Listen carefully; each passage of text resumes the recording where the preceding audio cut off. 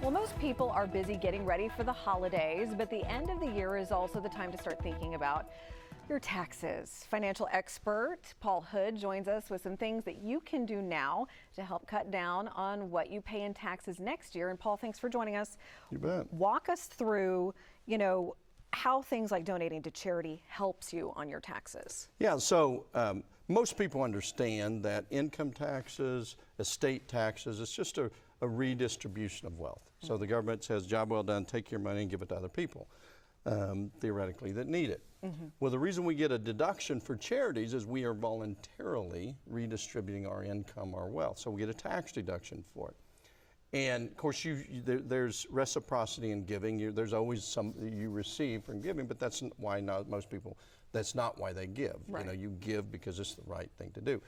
And for years, it's since Trump's first term, he gave us a great tax break, but he increased the standard deduction, and he limited one of the primary drivers of whether you can itemize or not, and that's state income or real estate taxes.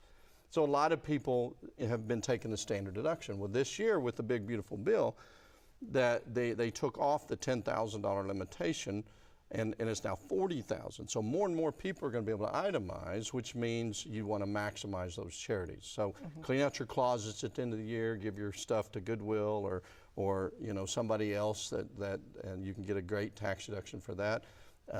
But some people do gift stacking. So if you don't think you're going to be able to itemize every year, you double up on your gifts in one year and then nothing the next year. There's investment funds that you can actually that are charitable based funds that you can give money to and get the deduction the year you give it to it, but then direct it into the next year. So there's a big benefit for people this year that hasn't been there for a little while because of that.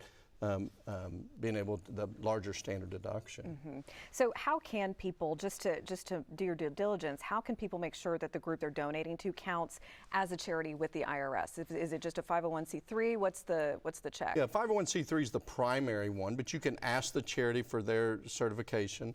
You can go online with the IRS and see a list of them, and because the whole point is for them to be recognized as a nonprofit is that we can get deductions for giving money to them. Because you can give money away to anybody or anything. You just don't get a tax deduction for it unless they're a recognized charity. Right. If I just give you money and I'm like, oh, this is a charity, Yeah. I'm giving it to you out of charity, that doesn't necessarily qualify in this case. It has to be a nonprofit. That's correct. Okay. Now you could still give it to me.